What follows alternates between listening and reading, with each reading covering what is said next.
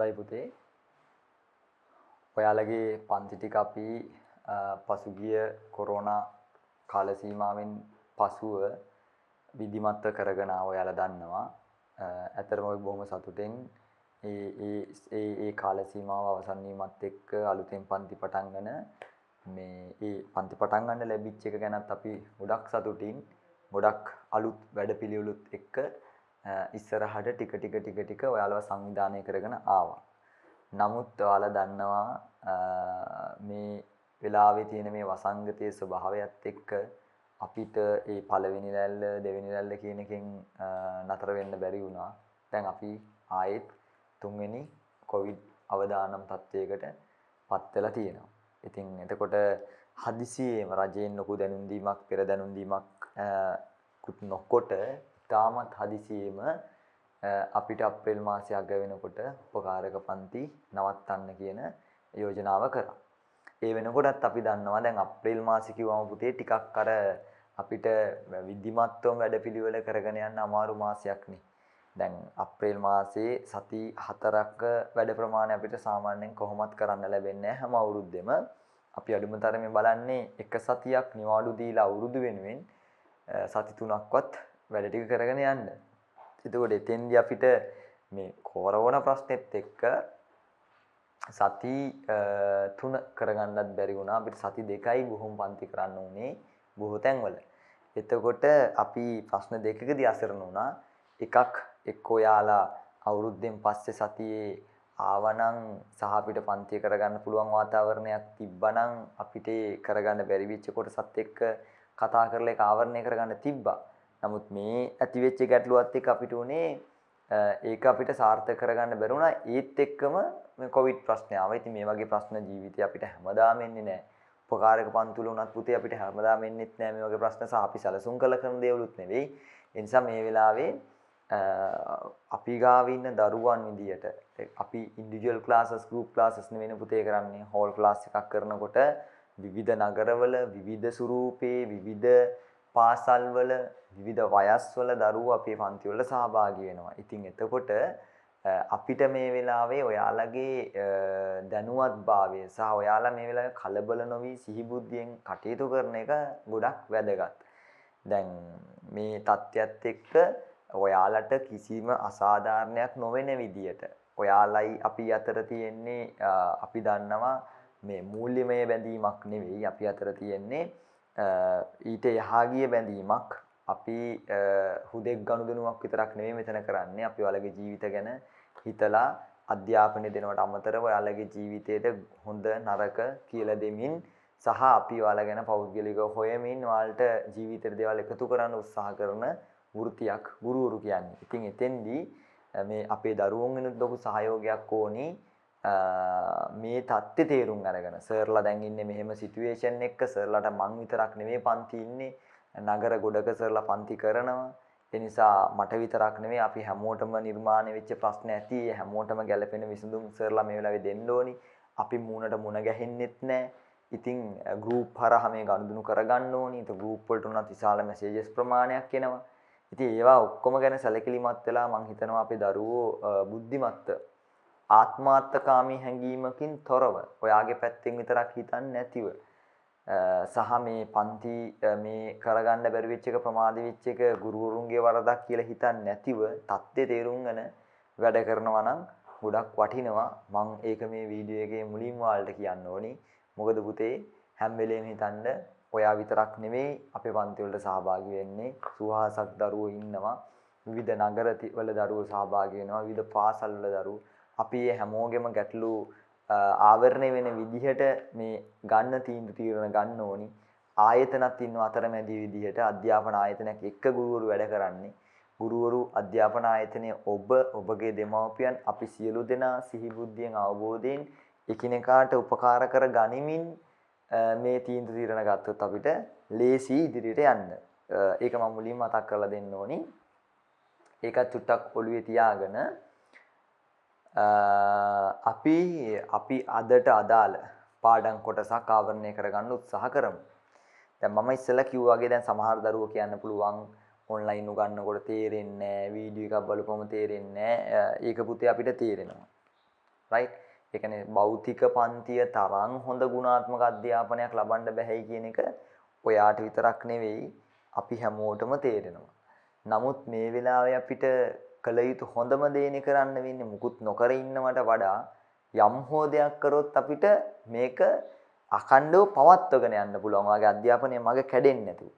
දැන් සමහර වෙලාවට සමාජයන් පාසල් වල එහෙම ගත්තොත් ඔන්ලයින් ක්ලාසස් කරන්නත් පුළුවන්. සමහර ඉස්කෝලේව නවත්තලම තියෙනවා. ඒතකොට එතනින් ඔයාලගේ අධ්‍යාපනය නතර වෙලා කැඩිලා ආයෙ පටන් ගන්න වෙන්නේ නතර වෙච්ච තැනකින්. එහෙම නෙවෙයි. අපි මේක කොහොම හරි ඇදගෙන යන්න ඕනේ.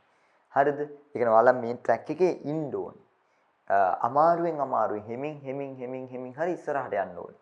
එතෙන්දි විශේෂයෙන් ඔයාලට ඩිවයිසස් වල ප්‍රශ්න එන්න පුළුවන්, සිග්නල් වල ප්‍රශ්න එන්න පුළුවන්, data ගන්න මුදල් යනවා වෙන්න පුළුවන්. පුතේ මේ හැම දෙයක්ම අපිට ඕනි විදිහට හැඩ ගැහෙන්නේ අපි ඒවට විකල්ප හොයන්න ඕනේ. අපි කැපකිරීම කරන්න ඕනේ. අපි උත්සාහ කරන්න ඕනේ.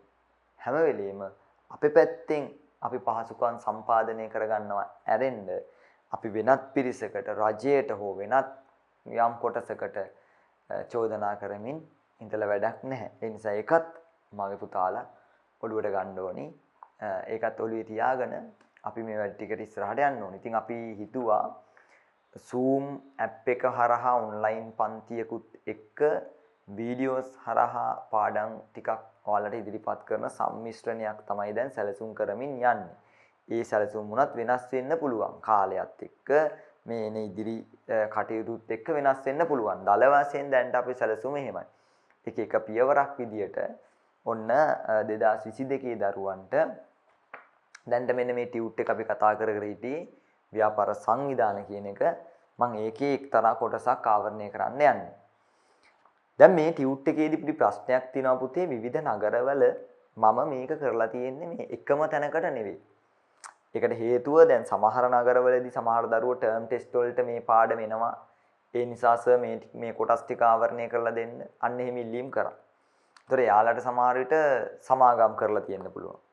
සමහර නගරවල එහෙම ගැටලුවක් ආවේ නැහැ. ඒ නිසා සුපුරුදු පරිදි කරගෙන ආව වෙන්න පුළුවන්. ඒ නිසා ඔයාලා හැමෝම එක තැනක නෙවෙයි ඉන්නේ මෙතන. සහ මේ වෙලාවේ 2022 23 21 වගේ විශාල වීඩියෝස් ප්‍රමාණයක් අපිට කරන්න වෙලා තියෙන නිසා මේ භූමිය ඇතුලේ අපිට එක පන්තිර වෙන වීඩියෝ හදන්න බෑ. ඒ නිසා අපි ඔයාලා එක තැනකට ගන්නත් ඕනි. ඒ වගේම මම දැන් මේ කරන වීඩියෝ එක මම අද එක්තරා කොටසක් ආවරණය කරනවා ටියුට් එකේ. ඒ කොටස ඔයාලට පන්තියේ කෙරිලා තියෙනවා නම් මේ වීඩියෝ එක ඔයා නොසලකා හරින්න.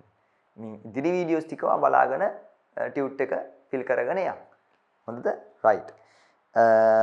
මම පුතේ තීරණය කරා අපි දැන් මේ ව්‍යාපාර සංවිධාන කියන පාඩම ගත්තාම මම ඔයාලට පොඩි මතක් කිරීමක් කරලා දෙන්නම්. රයිට් මෙන්න මෙහෙම. දැන් පුතේ අපි කිව්වා මේ හතරවෙනි පාඩම. අපේ හතරවෙනි පාඩම තමයි ව්‍යාපාර සංවිධාන කියලා කියන්නේ.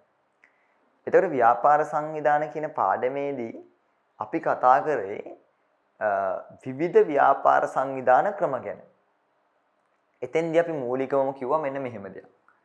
සංවිධානයක් කියන්නේ මොකද්ද? සංවිධානයක් කියලා කියන්නේ මොකද්ද? රයිට් අපි කිව්වා සංවිධානයක් කියන්නේ පොදු අරමුණක් තියෙන ඒ වගේම පුද්ගලයන් ඉන්න ඒ පුද්ගලයන් අතර ව්‍යුහයක් තියෙන තත්ත්වයක් අපි කියනවා මොකක් කියලාද? සංවිධානයක් කියලා. ඊට පස්සේ මේ සංවිධාන වර්ග වලින් එක සංවිධාන වර්ගයක් තමයි මොකද්ද? මේ ව්‍යාපාර සංවිධාන කියලා කියන්නේ. ව්‍යාපාර සංවිධාන. අපි කිව්වා ලාභ විපීමේ අරමුණෙන් හරි සමාජ සුබසාධනය කියන අරමුණෙන් භාණ්ඩ හා සේවා නිෂ්පාදනයේ බෙදාහැරීම අලවිය කියන දේවල් වල නියලිලා ඉන්න විවිධ ගණයේ ව්‍යවසායන් ව්‍යාපාර සංවිධාන කියලා. ඒතර අපි නිකන් මේ දෙක අතර සම්බන්ධතාවය බැලුවොත් මෙන්න මේ වගේ. හරිද? මේ ලොකු රවුම සංවිධාන නම් ඒක ඇතුලේ තියෙන මේ පොඩි රවුම ව්‍යාපාර සංවිධාන කියලා අපිට කියන්න පුළුවන්. කොහොමද? මේක සංවිධාන නම් මේක තමයි ව්‍යාපාර සංවිධාන. දැන් එතෙන්දී අපි තහවුරු කරගත්තා සෑම සංවිධානයක්ම ව්‍යාපාර සංවිධාන නෙවෙයි කියලා. හැම සංවිධානයක්ම ව්‍යාපාර සංවිධාන නෙවෙයි කියන එක අපි තහවුරු කරගත්තා. එතෙන්දී අපි නිදසුනක් විදියට කිව්වා පන්සල පල්ලිය වගේ ඒවා සංවිධාන හැබැයි ඒවා ව්‍යාපාර සංවිධාන නෙවෙයි. පන්සල පල්ලිය කියන්නේ සංවිධාන හැබැයි ඒවා ව්‍යාපාර සංවිධාන නෙවෙයි. ඒතර ඒකත් එක්ක අපි කිව්වා සෑම සංවිධානයක්ම ව්‍යාපාර සංවිධාන නෙවෙයි කියලා. ඊට පස්සේ ඔන්න ළමයි අපි කිව්වා මේ සංවිධාන වර්ග කරන්න පුළුවන් ව්‍යාපාර සංවිධාන විවිධ පදනම් යටතේ. රයිට්. ප්‍රධාන පදනමක් තමයි ව්‍යාපාර සංවිධාන වර්ග කරන හිමිකාරත්වය. හිමිකාරත්වයේ මත ව්‍යාපාර සංවිධාන වර්ග කරන්න පුළුවන්. හිමිකාරත්වයේ මත ව්‍යාපාර සංවිධාන වර්ග කරන්නේ කොහොමද? එකක් අපි කිව්වා පෞද්ගලික අංශයේ ව්‍යාපාර සංවිධාන කියලා.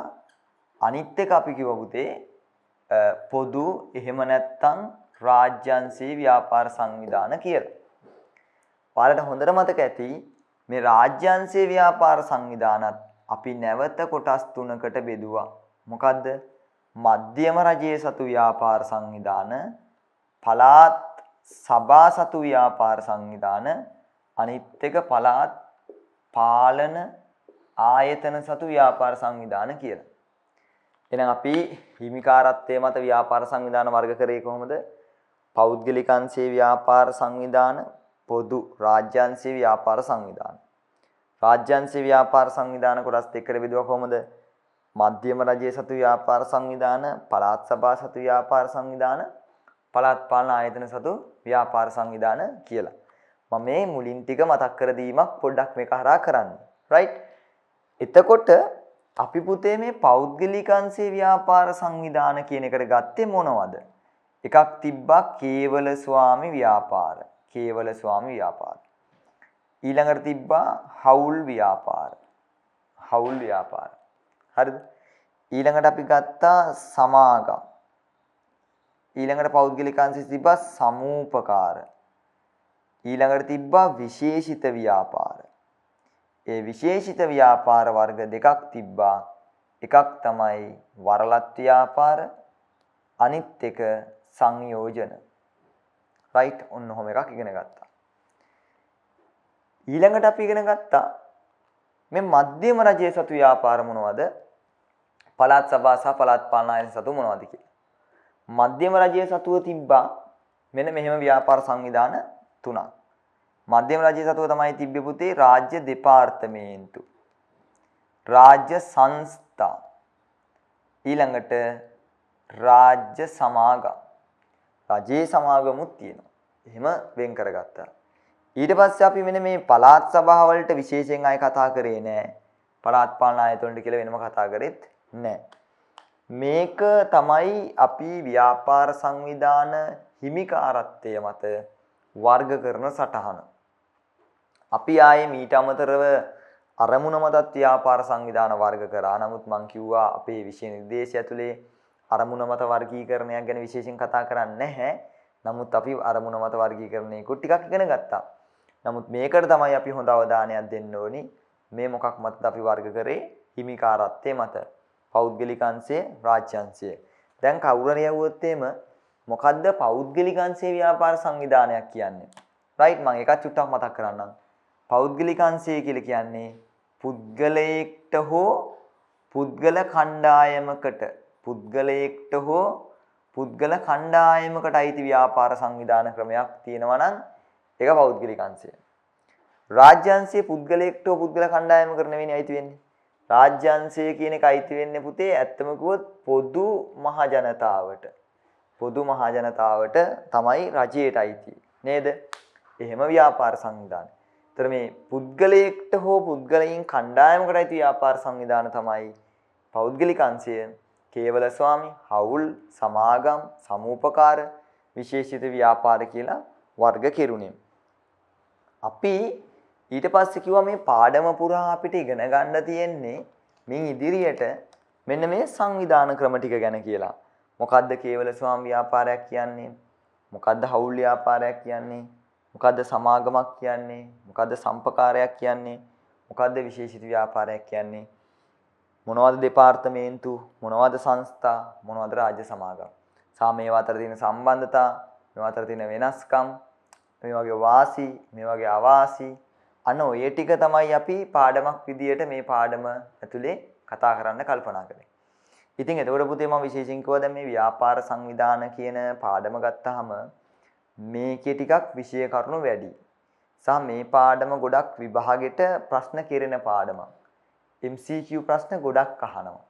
ලියන ප්‍රශ්නෙත් වැඩි රෝම ඉලක්කම් ප්‍රමාණයක් අහන ප්‍රශ්නයක්. ඒ නිසා ඔයාලා මේවා ගැන හරියට සරල භාෂාවෙන් කිව්වොත් තිතට දැනගන්න ඕන. රයිට්? දැන්ටත් මම කරපු ප්‍රමාණය පන්ති තුල පාඩම් කරලා ඇති. එතකොට ඔයාලගේ මේ පාඩම් අතරින් පුතේ මම හැම පන්තියකම වගේ කරලා තියෙනවා මෙන්න මේක. කේවල ස්වාමි ව්‍යාපාර කියන එක හැම පන්තියකම වගේ අපි කතා කරා. කේවල ස්වාමි ව්‍යාපාරයක් කියලා කියන්නේ මොකද්ද? රයිට්? අපි පුංචි සාරාංශයක් ගමු කේවල ස්වාමි ව්‍යාපාර වලට. රයිට්. මම දැන් මේ හිමිකාරත්වයේ මත වර්ග කරපු එක ඔන්න මම මෙතනින් අයින් කරා. මම දැන් ගන්නවා කේවල ස්වාමි ව්‍යාපාර ගැන.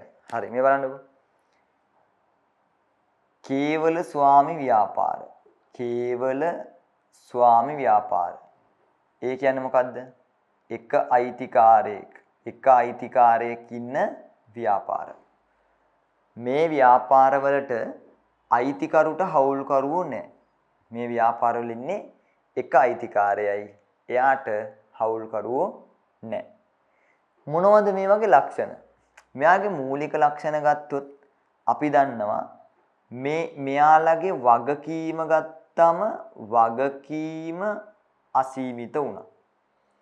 ඊට පස්සේ මෙයාට පුතේ අපි ඉගෙන ගත්තා නෛතික පුද්ගලභාවයක් නැහැ. මෙයාට අඛණ්ඩ පැවැත්මකුත් නැහැ. ඔන්න ඔය වගේ දේවල් ටිකක් අපි ඉගෙන ගත්තා. දැන් නෛතික පුද්ගලභාවයක් නැහැ කියන්නේ ව්‍යාපාරයේ ඉදිරියේ නීතියක්ම මේ පුද්ගලෙක් විදිහට පෙනී ඉන්න බෑ. අයිතිකරුගේ නමින් තමයි පෙනී ඉන්න ඕනේ. අයිතිකරුගේ නමින් තමයි මේ ව්‍යාපාරය පෙනී ඉන්නේ. ඊට පස්සේ මෙතන පුතේ අපි විශේෂ දෙයක් කතා කරා. මේ මූලික දේවල් වලට අමතරව විශේෂ දෙයක්. මොකද්ද? ලියාපදිංචිය. කේවල ස්වාමි ව්‍යාපාරයක ලියාපදිංචිය ගැන අපි කතා කරා. ලියාපදිංචිය රෙජිස්ට්‍රේෂන් එක. මොනවද ලියාපදිංචිය ගැන අපි ඉගෙන ගත්තේ? මම නිකන් ඒක සාරාංශගත කරුණු ටිකකින් කිව්වොත් එහෙම කේවල ස්වාමි ව්‍යාපාරයක් ලියාපදිංචිය අනිවාර්යෙන් නැහැ. හැබැයි අයිතිකරුගේ සම්පූර්ණ නමින් හැර වෙනත් නමකින් කරගෙන යනවා නම් කේවල ස්වාමි ව්‍යාපාරයක් ලියාපදිංචි කරන්න ඕනේ. හරිද? ලියාපදිංචි කරනවා නම් මොකද්ද පනත? 1918 අංක 6 දරන ව්‍යාපාර නාම ලියාපදිංචි කිරීමේ ආඥා පනත. ඊට පස්සේ කොහෙද ලියාපදිංචි වෙන්න ඕනේ?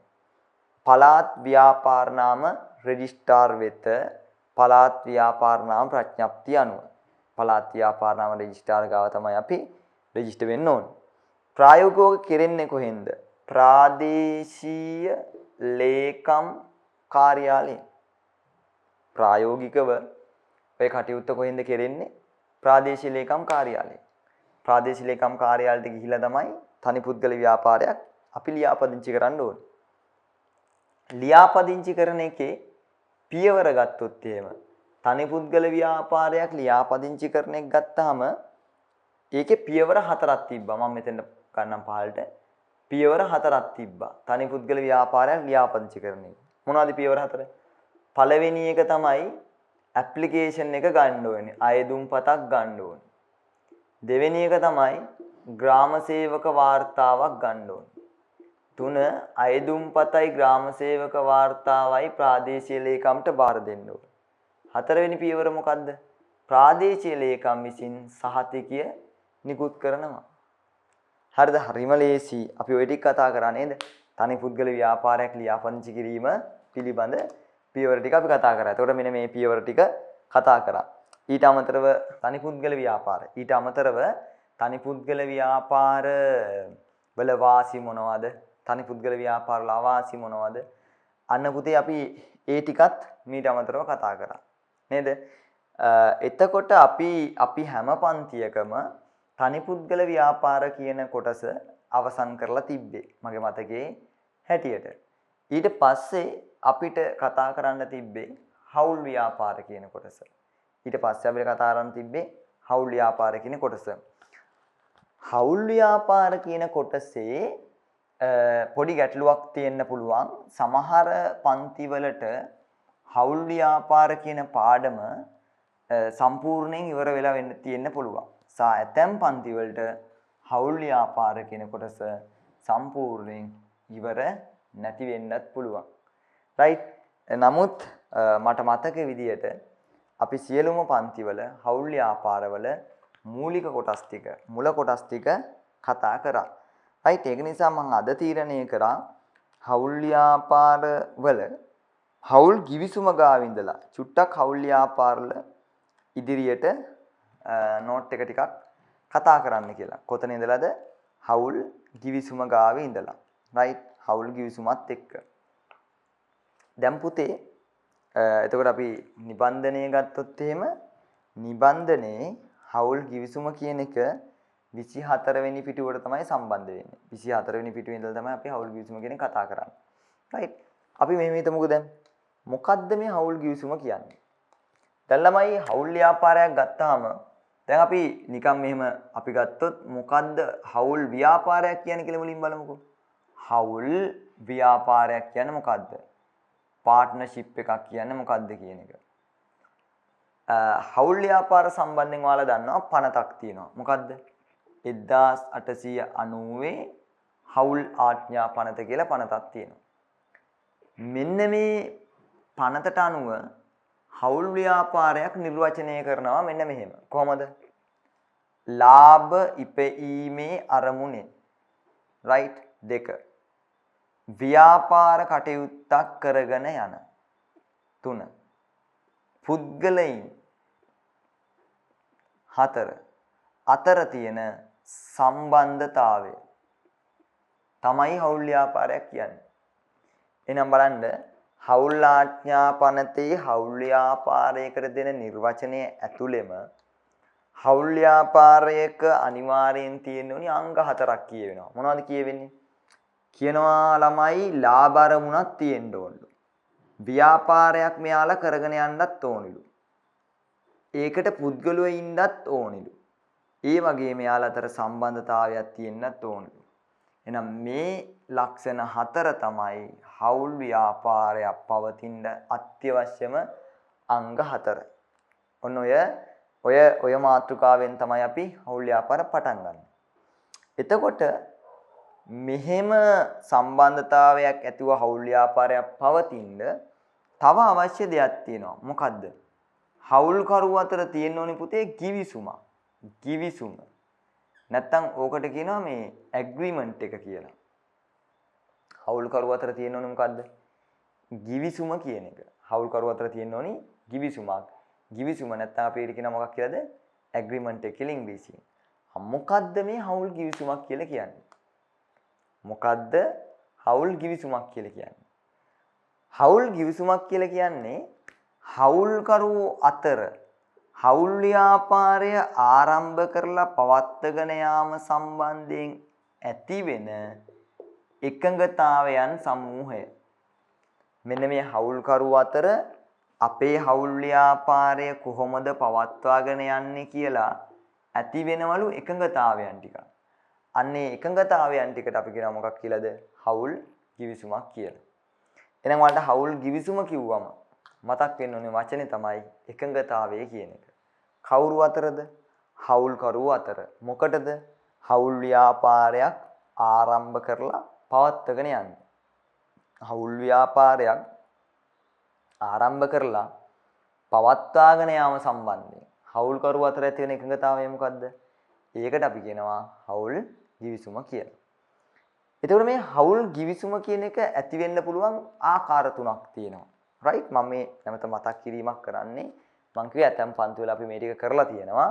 රයිට්. ඊළඟ කොටස් වලට එකපාරටම යන්න කලින් ඔයාලට ඒ අන්තිම කොටස් ටිකේ යම් මතක් කිරීමක් මම මේ වීඩියෝ එක හරහා කරන්නේ.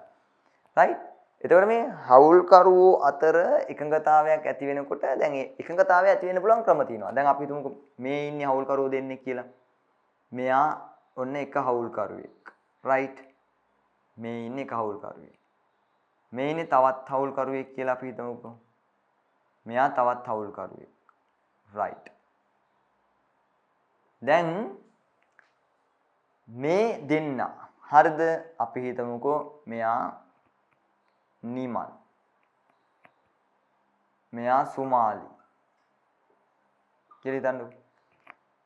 දැන් මේ දෙන්න අතර හවුල් ව්‍යාපාරයක් ඇති වෙනවා නම් මේ දෙන්න අතර හවුල් ව්‍යාපාරයක් ඇති වෙනවා නම් අනිවාර්යෙන් එතන තියෙන්න ඕනි givisuma.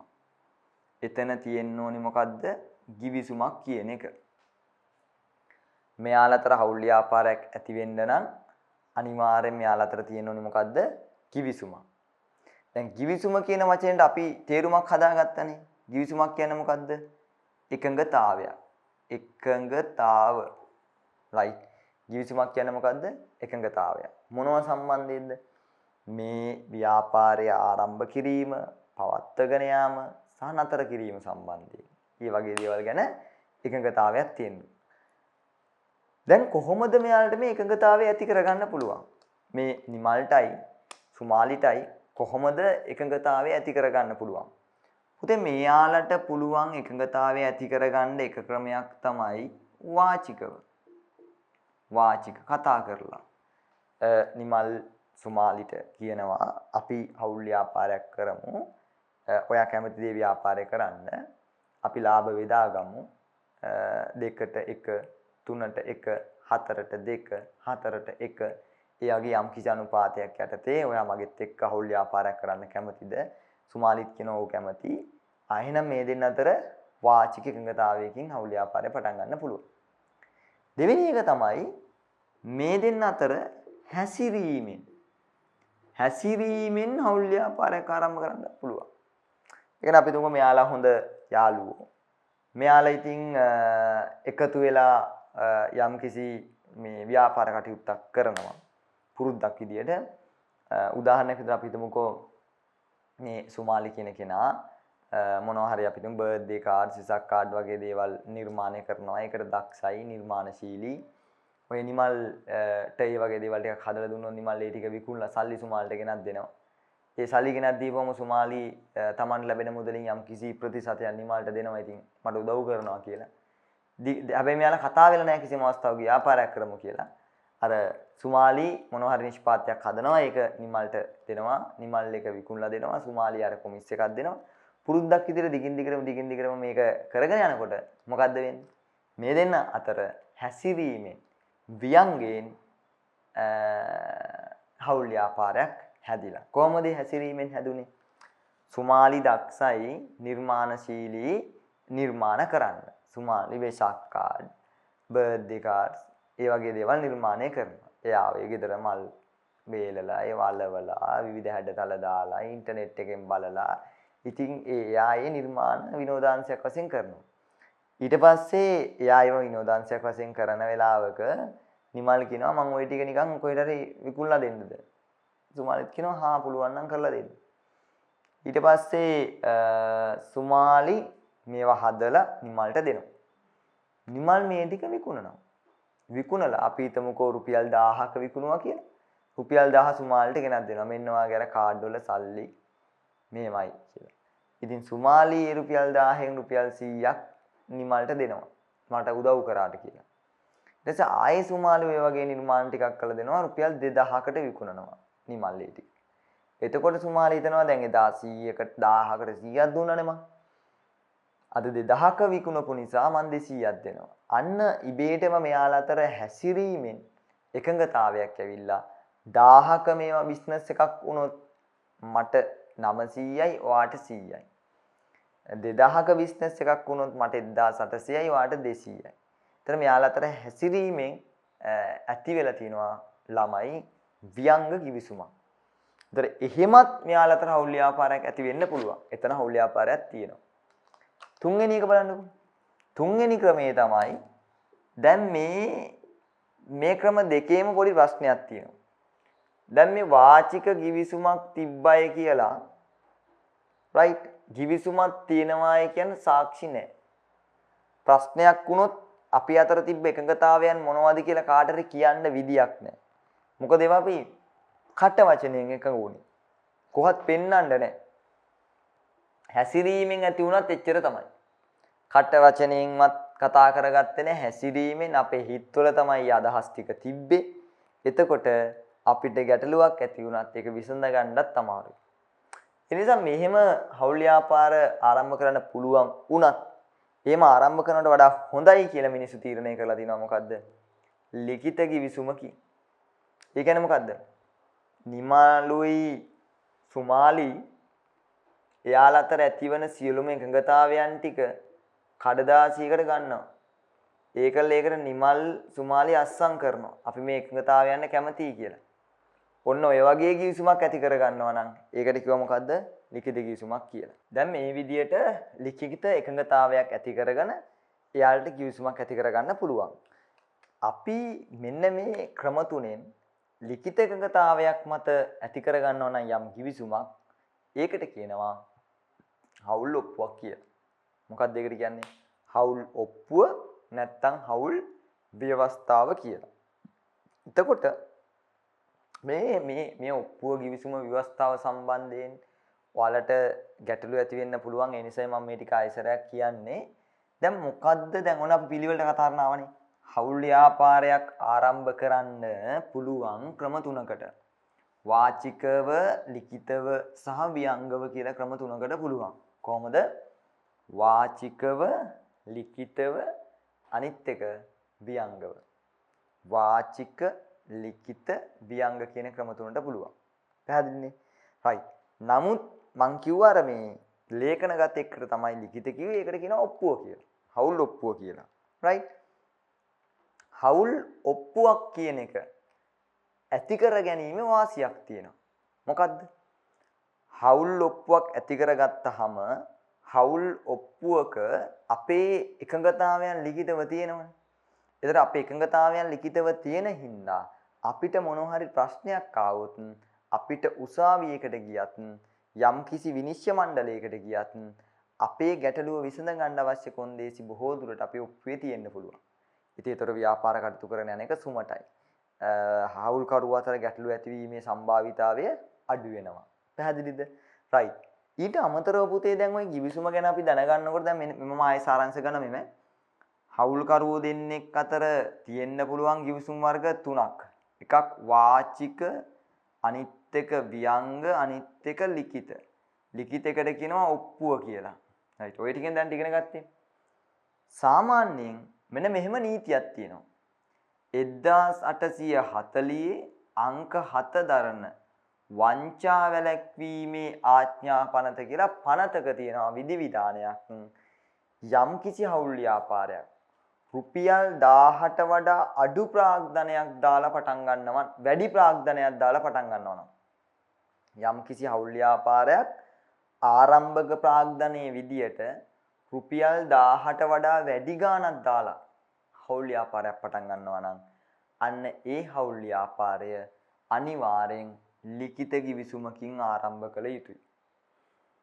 එතකොට ඔයාලා විශේෂ අවධානය දෙන්න ඕනේ තැනක් ඒකට. මොකද්ද?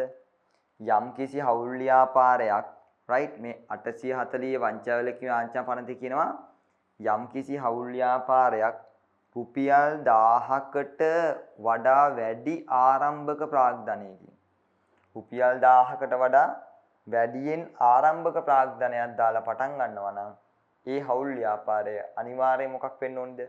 ලිඛිත කිවිසුමකින් පටන් ගන්න ඕනි කියලා කියනවා. දුරලා දැනගන්න ඕනේ ඒක කොන්දේසියක් ඒක. හරිද? ඒතර සාමාන්‍යයෙන් අපි නෝ රුපියල් 25000 50000 දාලා පටන් ගන්න හවුල් ව්‍යාපාරයක් කියලා. ඒක තියෙන්න බෑ වාචික ව්‍යංගව. ඒක අනිවාර්යෙන් ලිඛිත වෙන්න ඕනේ. අයි රුපියල් 1000ට වඩා වැඩි ප්‍රාග්ධනයක් දාලා පටන් ගන්න නිසා. හැබැයි රුපියල් 1000ට වඩා අඩු ප්‍රාග්ධනයක් දාලා පටන් ගන්න ව්‍යාපාරයක් නම් හවුල් ව්‍යාපාරය ඒක වාචික ව්‍යංග දෙකටත් තියෙන්න පුළුවන්. පැහැදිලි නේද? එතකොට ඔයාලා මෙතන නිශ්චිතවම තහවුරු කරගන්න ඕනේ මෙහෙම. හවුල් ව්‍යාපාරයක් ක්‍රම තුනකට පටන් ගන්න පුළුවන්. නමුත් රුපියල් 1000ට වඩා වැඩි ප්‍රාග්ධනයක් දාලා පටන් ගන්නවා නම් අනිවාර්යෙන් ඒක ලිඛිත වෙන්න ඕන. හරිනේ. හරි. ඊළඟ එක තමයි යම්කිසි අවස්ථාවක මෙන්න මේ වගේ හරිද මේ කිවිසුම සම්බන්ධ කොන්දේසි මං කියන්නේ වාචික හෝ ව්‍යංග කිවිසුමක් තියෙන වෙලාවක හවුල්කරුවෝ අතර යම්කිසි ප්‍රශ්නයක් ගැටලුවක් පැන නැගුණොත් වාචික හරි ව්‍යංග හරි කිවිසුමක් තියෙන වෙලාවක එහෙම නැත්නම් අපි කියනවා ලිඛිත කිවිසුමක් නැති වෙලාවක අපිට බලන්න කොන්දේසි තියෙන කඩදාසියක් නැති වෙලාවක හවුල්කරුවෝ අතර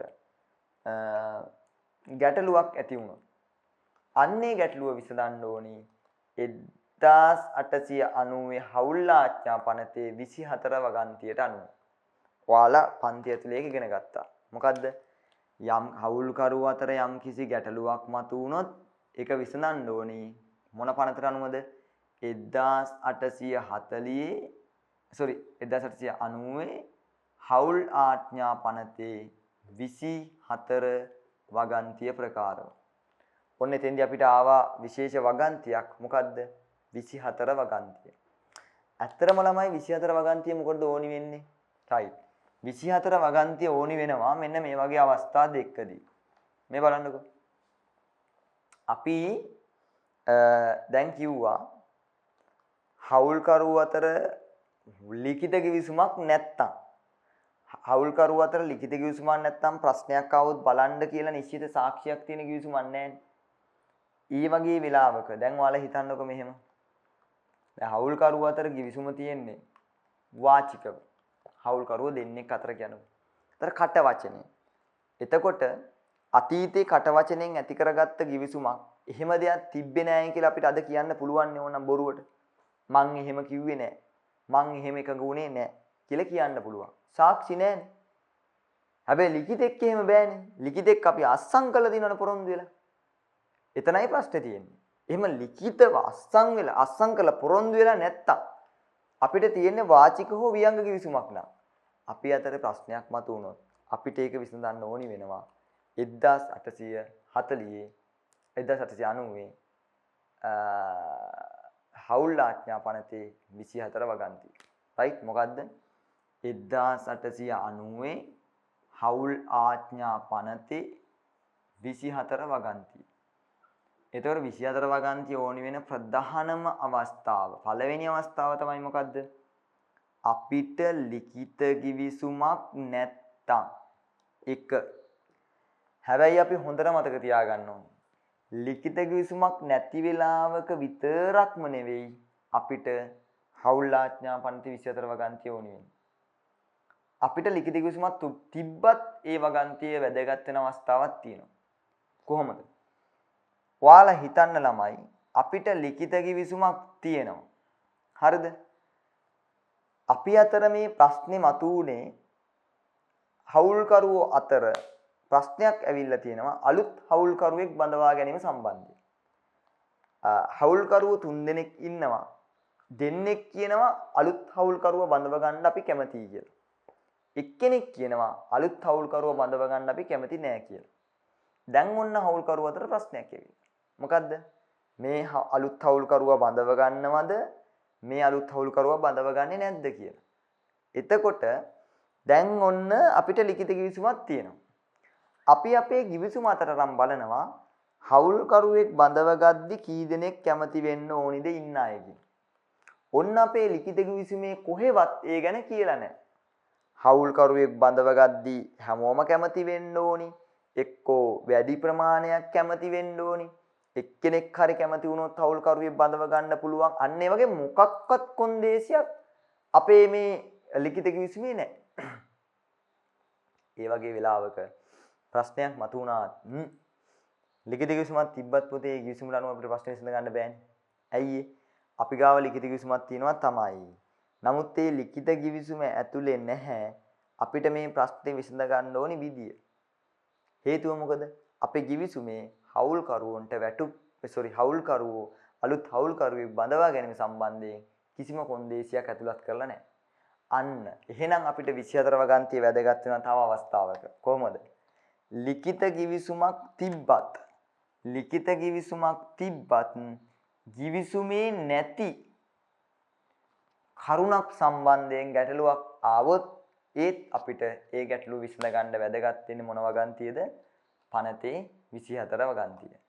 එහෙනම් දැන් හොඳට බලන්න 1890 හවුල් ආඥා පනතේ 24 වගන්තිය වැදගත් වෙන අවස්ථා දෙකක් තිබ්බා. එකක් අපිට ලිඛිත හවුල් ගිවිසුමක් නැත්තම්. ඒ වගේ වෙලාවක අපි අතර ගැටලුවක් මතුවුණොත්. දෙක අපිට ලිඛිත හවුල් ගිවිසුමක් තියෙනවා. නමුත් ඒ ගිවිසුමේ නැති කරුණක් සම්බන්ධයෙන් අපි අතර ගැටලුවක් මතුවෙලා. මේ අවස්ථා දෙකේදීම අපිට ඕනි වෙනවා මොකද්ද? හවුල් ආඥා පනතේ 24 වගන්තිය. එහෙනම් දැන් ඔන්න හවුල් ගිවිසුම සම්බන්ධයෙන් ඔයාලා කරුණු කීපයක් දන්නවා. ගිවිසුම වාචිකව ලිඛිතව ව්‍යංගව තියෙන්න පුළුවන්. හැබැයි රුපියල් 1000ට වඩා වැඩි ප්‍රාග්ධනයක් දාලා පටන් ගන්න හවුල් ව්‍යාපාරයක් නම් අනිවාර්යෙන් ගිවිසුම තියෙන්න ඕනි ලිඛිතව. ඒ වගේම ලිඛිත ගිවිසුමක් නැති වෙලාවක හරි ලිඛිත ගිවිසුමක් තිබ්බත් ඒ ගිවිසුමේ සඳහන් නොවන කරුණක් සම්බන්ධයෙන් හවුල්කරුව අතර මතභේදයක් ඇති වුණොත් ඒ ප්‍රශ්නේ විසඳ ගන්න අපිට වැදගත් වෙන්නේ මොකද්ද? 1890 හවුල් ආඥා පනතේ 24 වගන්තිය. ඔන්න ඒකත් දැන් ඔයාලා මතක් කරගන්න ඕනේ. අද 24 වගන්තියේ තිබ්බ කොන්දේසි ටිකක්. දැන් ඊළඟ එක. 24 වගන්තියේ තියෙනවා කොන්දේසි ටිකක්. ටියුට් එකේ පිළිවෙලට ආවොත් එනවා 24 වගන්තියේ කොන්දේසි ටික. රයිට්. අපි මේ කොන්දේසි ටික පොඩ්ඩක් මතක් කරගමුකෝ. හවුල් ආඥා පනතේ 24 වගන්තියේ කොන්දේසි. මොනවද? හරි මේ බලන්නකෝ. හවුල් ආඥා පනතේ 24 වගන්තිය. 24 වගන්තියේ කියනවා මෙන්න මෙහෙම ටිකක්. රයිට්. 1. පළවෙනි එක කියනවා හවුල්කරුවෝ අතර ලාභ බෙදා ගන්න ඕනි සමානව.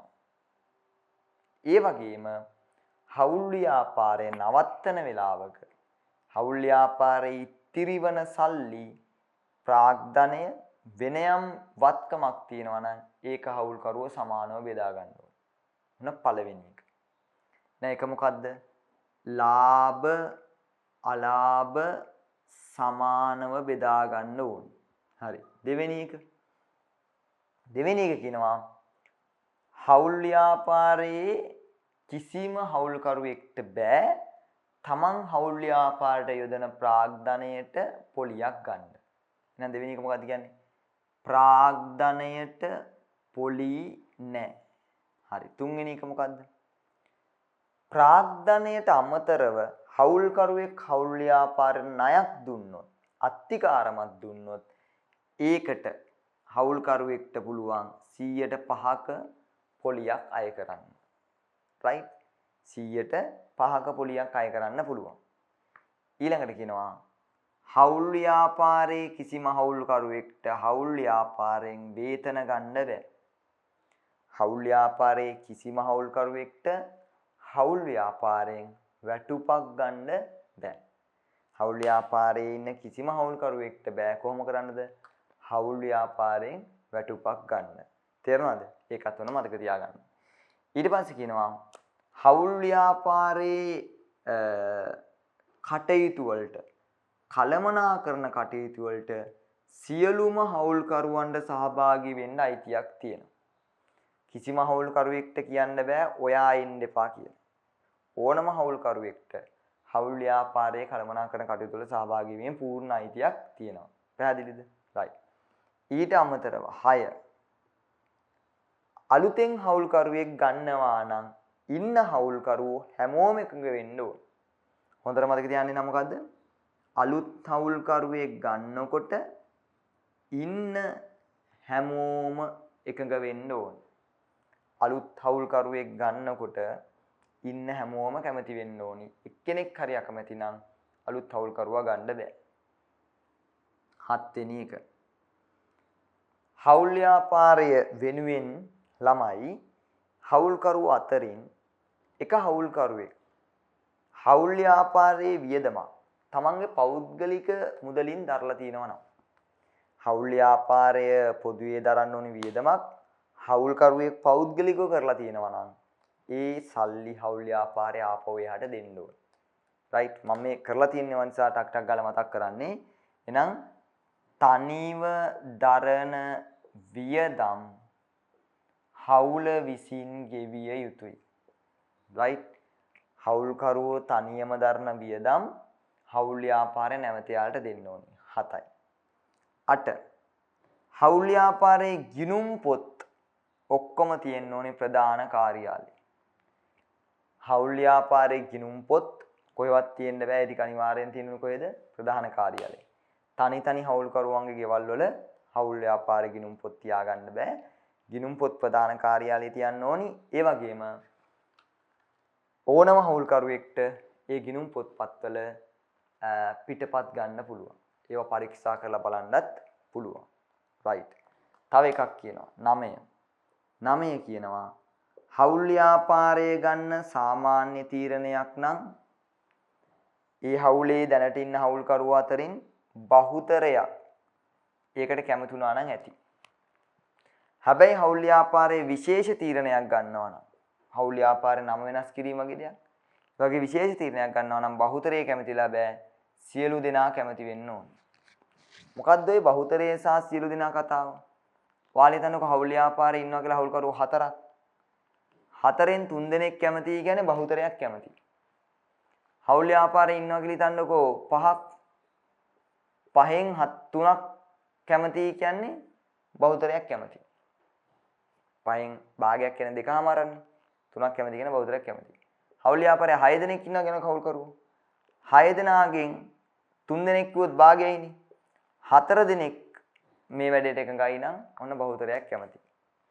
එතකොට දැන් මෙතෙන්දි කියන්නේ හවුල් ව්‍යාපාරය ගන්න සාමාන්‍ය තීරණයකදී හවුල් ව්‍යාපාරය ඔය එදිනදා සේවකයෙක් බඳවා ගැනීම මේ වගේ සාමාන්‍ය තීරණයක් ගන්නවා කියනකො.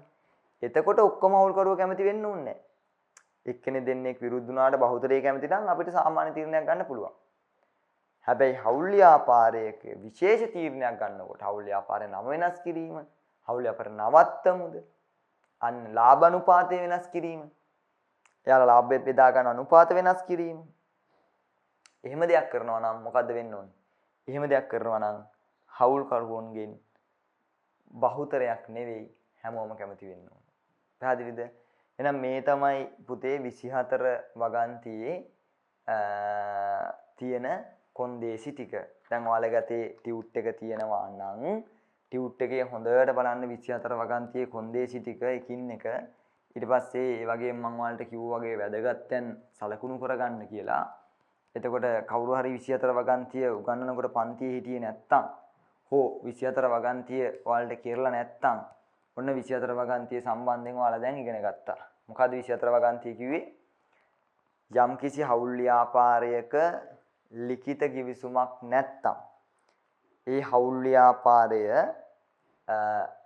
සම්බන්ධයෙන් හවුල්කරුවෝ අතර ගැටලුවක් ඇති වුණොත් ඒක විසඳ ගන්න අවශ්‍ය කොන්දේසි අපි පාවිච්චි කරන්නේ 1890 හවුල් ආඥා පනතේ 24 වගන්තිය ප්‍රකාරව. ඒතර ඒකේ කොන්දේසි 9ක් තිබ්බා. අපි මේ කොන්දේසි 9ට අනුකූලව කටයුතු කරන්න ඕනේ. එතකොට දැන් පුතේ තව දෙයක් අපි දැන් හොඳ සිහි බුද්ධියෙන් කල්පනා කරන්න ඕනේ. අපි අතර ලිඛිත කිවිසුමක් තියෙනවා නම් සහ ඒ ලිඛිත කිවිසුමේ අපිට අවශ්‍ය කොන්දේසි ඇතුළත් කරලා තියෙනවා නම් අපිට 24 වගන්තිය වැදගත් වෙන්නේ. දැන් උදාහරණයක් හිතන්නකෝ අපි අතර ලිඛිත කිවිසුමක් තියෙනවා. ඒ ලිඛිත කිවිසුමේ අපි එකඟ වෙලා තියෙනවා ලාභ අලාභ බෙදා ගන්න 2:1 කියන අනුපාතයට. 2:1 කියන අනුපාතයට. එහෙනම් ඒක ප්‍රශ්නයක් නෑ. සමානව බෙදා ගන්න ඕනි කියලා එකක් නෑ. ඇයි? අපිට ලිඛිත කිවිසුමක් තියෙනවනේ. අපිට ලිඛිත කිවිසුමක් තියෙනවා. අපි මේ ලිඛිත කිවිසුමට අනුව තමයි මේ කටයුතු කරන්න ඕනි. දැන් මේ ලාභ සමානව බෙදා ගන්න ඕනි. හවුල්කරුවෙක්ට වැටුප් ගන්න බෑ. ගිණුම් පොත්පත් ප්‍රධාන කාර්යාලයේ තියෙන්න ඕනි. මේ කතන්දර ඔක්කොම එන්නේ කොයි වගේ වෙලාවකද? අපිට ලිඛිත කිවිසුමක් නැත්තම්. අපිට ලිඛිත කිවිසුමක් නැත්තන් එන්නේ. ලිඛිත කිවිසුමක් තියෙනවා නම් කිවිසුමේ අපි කැමති කොන්දේසි ටික දාගන්න අපිට පුළුවන්. එහෙනම් දැන් ඔය මම කතා කරපු ටික තියෙන කොයි පිටුවලද දන්නවද? ඔයාලා තේ ටියුට් එක තියෙනවා නම් චුට්ටක් අරන් බලන්න. දැන් අපි මම පටන් ගත්තේ පුතේ 24 වෙනි පිටුව. හරිද? හවුල් කිවිසුම කියන මාතෘකාව. ඊට පස්සේ එතන හවුල් කිවිසුමක් ඇති වෙන්න පුළුවන් ආකාර තුනක් අපි කතා කරා. ඊට පස්සේ අපි හවුල් ඔප්පුව ගැන කතා කරා. එතන තියෙනවා මේ හවුල් ඔප්පුවක අන්තර්ගත වෙන්න පුළුවන් කොන්දේසි කියලා කොටසකුත්. දැන් හවුල් ඔප්පුවක මොනවද තියෙන්න පුළුවන්? තමයි සාමාන්‍යයෙන් හවුල් ඔප්පුවක තියෙන්න පුළුවන් කියන්නේ මෙන්න මෙහෙමනේ. දැන් ඔයාලා හිතන්නකෝ. මේ දෙන්න හවුල් ව්‍යාපාරයක් ඇති කරගත්තා. දැන් මං ඉස්සෙල්ලා ගත්තේ අපි යාළම ගමුකෝ. මෙන්න මේ දෙන්න හවුල් ව්‍යාපාරයක් ඇති කරගත්තා. right. දැන් මේ දෙන්න ව්‍යාපාරය කරගෙන යාම සම්බන්ධයෙන් මොනවද ඇති කරගන්න එකඟතාවයන්? ඒ එකඟතාවයන් ටික තමයි මෙයාලා දාන්නේ ඔප්පුවට. මොනවද? ඔන්න මෙයාලා කතා වෙනවා මේ අපි ලාභ බෙදාගන්නේ කොහොමද? අලාභ 3ට 2 අනුපාතයට බෙදාගමු. හරිද? හරි. ඊට පස්සේ තව කෙනෙක් කියනවා හරි අපි කොහොමද ප්‍රාග්ධනය දාන්නේ? ප්‍රාග්ධනය සමානව දාමුද නැත්නම් 3ට 2 අනුපාතයට දාමුද? ඔන්න ඒවා දාගන්න. හරිද? ඔන්න දැන් අපි ඒක බෙදාගන්නේ කොහොමද? ඊළඟට මෙයාලා කියනවා අපි අලුත් හවුල්කරුවෙක් බඳව ගන්නවා නම් කොහොමද කරන්නේ? අපි දෙන්නම කැමති වෙන්න ඕනිද? නැත්නම් අපි දෙනගේ එක්කෙනෙක් කැමතුනොත් ඇද්ද? අන්න ඒ වගේ. ඔන්න නව හවුල්කරුවෙක් බඳවා ගැනීමේදී. නව හවුල්කරුවෙක් බඳවා ගැනීමේදී අපි කටයුතු කරන්නේ කොහොමද? හවුල් ව්‍යාපාරය නවත්තන්නේ කොහොමද? හවුල්කරුවෙක් මිය ගියොත් කටයුතු කරන්නේ කොහොමද? හවුල් ව්‍යාපාරයේ ප්‍රාග්ධනයට පොලී ගන්නවද? ගැනිලි වලට පොලී ගන්නවද? අන්න ඒ වගේ නිකන් මේ අපි ව්‍යාපාරය කරගෙන යද්දි ළමයි මේ ව්‍යාපාරය කරගෙන යන්න අවශ්‍ය මූලික කොන්දේසි ටිකක් තමයි අපි අනිවාර්යෙන් මේ ඔප්පුව ඇතුළට දාගන්න. ඉතින් ඔන්න ඒ වගේ සරල කාරණා ටිකක් එතන තියෙන්නේ. හවුල් ඔප්පුව තුල මොනවද අපි අන්තර්ගත කරන්නේ කියන එක. හරිද? හරි. ඊළඟට අපි කතා කරා මේ හවුල් ඔප්පුවයි වැදගත්. හවුල් ඔප්පුව වැදගත් එකට හේතු ටිකක් මම කිව්වා. විශේෂයෙන් දෙකක් කිව්වා. එකක් තමයි දැන් හවුල් ඔප්පුව කියන්නේ ලිඛිත කිවිසුමක් නේ. හවුල්කරුවා අතර ලිඛිත කිවිසුමක් තියෙනකොට හවුල්කරුවා අතර මතභේද ගැටුම් ඇති වෙනවා අඩුයි. ඒ වගේම තමයි හවුල්කරුවා අතර මතභේදයක් ගැටුමක් ඇති වුණත් ඒක වළක්ව ගන්න ලේසි. හවුල්කරුවා අතර මතභේදයක් ගැටුමක් ඇති වුණත් ඒක වළක්ව ගන්න ලේසි. රහුල් ව්‍යාපාර කටයුතු සුමටව කරගෙන යන්න පුළුවන්. right හරි. ඊළඟට ළමයි අපි 24 වගන්තිය කතා කරා. 24 වගන්තියේ කොන්දේසි ටික පැහැදිලිව ඔයාලගේ නෝට් එකේ තියෙනවා මම දීලා. කොන්දේසි 9ක්. හරිද? දැන් මම මේ 24 වගන්තිය ඕනි වෙන්නේ කොයි වගේ වෙලාවකටද කියලාත් ඔයාලට පැහැදිලි කරා. ඊට පස්සේ දැන් ඊළඟ පිටුවංක 29 තියෙනවා. හවුල් ව්‍යාපාර කෙරෙහි බලපාන අනපනත්. හරි. ඒක හොඳ කාරණාවක්. ඒ කියන්නේ පුතේ අපිට පොඩි අවබෝධයක් තියෙන්න ඕනි. ලංකාවේ හවුල් ව්‍යාපාර වලට බලපාන පනත් මොනවද? නීති මොනවද කියලා. දැන් අපි හොඳට හිතලා බැලුවොත් එහෙම දැන් අපි දන්නවා පුතේ දැන් හවුල් ව්‍යාපාරයක් ආරම්භ කිරීම. හවුල් ව්‍යාපාරයක් ආරම්භ කරලා පවත්වාගෙන යාම සම්බන්ධයෙන් 1890 හවුල් ආඥා පනත අපිට වැදගත් වෙනවා. right? හවුල් ආඥා පනත වැදගත් වෙනවා. ඊළඟට අපිට හවුල් ව්‍යාපාරය ලියාපදිංචි කරන්න ගියවම 1918 අංක 6 දරන ව්‍යාපාර නාම ආඥා පනතත් අපිට වැදගත් වෙනවා. right? ඔන්න ඊළඟට අපිට ඕන වෙන පනත. තව දෙයක් තමයි අපි දන්නවා හවුල් ව්‍යාපාරයක අපි ඉගෙන තිනවා අවම සමාජිකයෝ දෙන්නයි උපරිම 20යි ඉන්න පුළුවන්. හවුල් ව්‍යාපාරයක හවුල්කරුවෝ 20ට වැඩි ඉන්න බෑ. හැබැයි මෙන්න මේ උපරිම 20යි කියන සීමාව අපිට ඉදිරිපත් කරලා තියෙන්නේ 2007 අංක 7 දරන සමාගම් පනති. එහෙනම් ඔන්න අපිට තව පනතක් වැදගත් වුණා. මොකද්ද? 2007 අංක 7 දරන සමාගම් පනත. ඊළඟ මම ඔයාලට විශේෂයෙන් කිව්වා රුපියල් 1000ට වඩා වැඩියෙන් දාලා පටන් ගන්න හවුල් ව්‍යාපාර අනිවාර්යයෙන්ම ලිඛිත වෙන්න ඕනි කියලා. ඒක කිව්වේ 1840 අංක 7 දරන වංචා වැළැක්වීමේ ආඥා පනත. වංචා වැළැක්වීමේ ආඥා පනති. ඔන්න කියනවා 1840 අංක 7 දරන වංචා වැළැක්වීමේ ආඥා පනත. ආයෙ තියෙනවා ළමයි දැන් සාමාන්‍යයෙන් අපි හවුල් ව්‍යාපාරයක් කියන්නේ සීමා රහිත වගකීමක් තියෙන හවුල්කරුවෝ ඉන්න හවුල් ව්‍යාපාරය. සීමා සහිත හවුල් ව්‍යාපාර කියලා වර්ගිකුත් තියෙනවා. ඒවා අපේ රටේ ක්‍රියාත්මක වෙන්නේ. හැබැයි ඒ සම්බන්ධයෙන් පනතක් තියෙනවා. 1907 සීමිත හවුල් ව්‍යාපාර ආඥා පනත. එතකොට මේක අපි කතා කරන්නේ නැත්තේ ඇයි? මේක අපේ රටේ ක්‍රියාත්මක වෙන්නේ නැති නිසා. කොහොම බලපුවාම බලන්න හවුල් ව්‍යාපාර වලට සම්බන්ධ කොච්චර පණක් තියෙනවද? රයිට්. ඒතර හවුල් ව්‍යාපාර කිව්වම අපිට සාමාන්‍යයෙන් දැන් හවුල් ව්‍යාපාර වල බලපාන ප්‍රධාන පනතක් තියෙනවා. ප්‍රධාන පනත තමයි මේක. මේ හවුල් ව්‍යාපාර වල බලපාන ප්‍රධාන පනත. ඒක හරි. හරිද? හැබැයි මේ හැම පනතක්ම හවුල් ව්‍යාපාරයට වැදගත් වෙනවනේ. නේද? විශේෂයෙන් දැන් මේ උපරිමයෙන් සම්බන්ධයෙන් පනත ගත්තා. මේ ලියාපදිංචිය සම්බන්ධ පනත ගත්තා. ඊළඟට අර ගිවිසුම පටන් ගද්දී ඒක ලිඛිත වෙන්න ඕනි අවස්ථාවක් ගැන. ඉතින් මේ පනත නම් අපිට වැදගත් වෙන්නේ නැති මේ හවුල් ව්‍යාපාර නැති නිසා.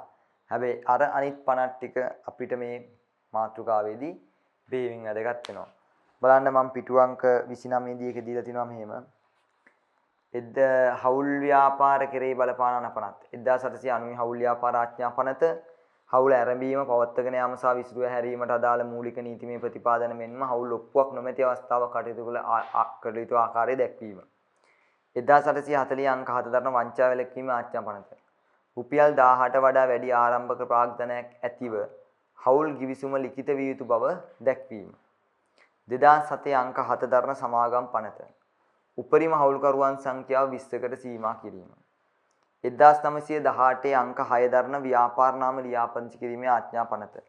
හවුල්කරුවන්ගේ නම් වලින් හැර ව්‍යාජ නාමයකින් හවුල පවත්වාගෙන යන්නේ නම් එකී නාමයේ ලියාපදිංචි කළ යුතු බව දැක්වීම. 1907 සීමිත හවුල් ව්‍යාපාර ආඥා පනත. සීමිත හවුලක් සම්බන්ධ විස්තර දැක්වේ. එතන විශේෂයෙන් කියලා දෙනවා ශ්‍රී ලංකාවේ මෙවැනි හවුල් ව්‍යාපාර දක්නට නැත කියලා. ලංකාවේ මේ වගේ හවුල් ව්‍යාපාර දකින්න නැහැ කියලා. පැහැදිලිද? right. එතකොට ඊට පස්සේ තියෙනවා ළමයි හවුල් ව්‍යාපාරයක් විසුරුවා හැරීම කියලා මාතෘකාවක්. හවුල් ව්‍යාපාරයක් විසුරුවා හැරීම. හරි. හවුල් ව්‍යාපාරයක් විසුරුවා හැරීම කියන එක අපි පොඩ්ඩක් හරියට ඉගෙන ගමුකෝ. හවුල් ව්‍යාපාරයක් විසුරුවා හරනවා කියන එක. දැන් ඇත්තටම හවුල් ව්‍යාපාරයක් විසුරුවා හරනවා කියන එකේදී පුතේ එතන පුළුල් ඉගෙන ගන්න පුළුල් විග්‍රහයක් තියෙනවා. හැබැයි ඔයාලගේ විෂය නිර්දේශය ඇතුලේ එච්චර ගොඩක් ගැඹුරට කතා කරලා නැහැ.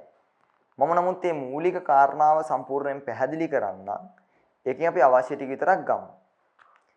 දැන් හවුල් ව්‍යාපාර කියන එක විසුරුවා හරිනකොට හවුල් ව්‍යාපාර විසුරුවා හරිනකොට ඒ විසුරුවා හැරීමේ තත්ත්වයන් දෙකක් අපිට අඳුර ගන්න පුළුවන්. හරිද? එකක් කියනවා හවුල විසුරුවා හැරීම. හවුල විසුරුවා හරනවා. අනිත් එක හවුල් ව්‍යාපාර ආයතනයේ විසුරුවා හරිනවා. ව්‍යාපාර ආයතනය විසුරුවා හරිනවා කියන. හවුල් ව්‍යාපාරයක් විසුරුවා හැරීමේ තත්ත්වයන් දෙකක් තියෙනවා. එකක් මොකද්ද? හවුල විසුරුවා හරිනවා. අනිත් එක හවුල් ව්‍යාපාර ආයතනයේ විසුරුවා හරිනවා. දැන් පුතේ උතන කියන්නේ මෙන්න මේකයි. දැන් මේ හවුල විසුරුවා හරිනවා කියනව නේද? හවුල විසුරුවා හරිනවා කියන්නේ යම්කිසි හවුල් ව්‍යාපාරයක් කරගෙන යාම සම්බන්ධයෙන් හවුල් කරුවන් අතර ඇති කරගත්ත එකඟතාවයක් තියෙනවනේ. කිවිසුමක්. අන්නේ කිවිසුම අහෝසි කරනවා. නැත්නම් කිවිසුම වෙනස් කරනවා. හැබැයි යාලා බිස්නස් එක නවත්තන්නේ නැහැ. දැන් අපි හිතමු මෙහෙම එකක් right අපි හිතමු A B C කියලා හවුල්කරු තුන් දෙනෙක් හිටියා. එයාලා 1ට 2ට 3 කියන අනුපාතයට ලාභ බෙදාගත්තා. ඒ කියන්නේ මොකද්ද? ලාභය 6ක් නම් 6න් එකක් මෙයා ගන්නවා.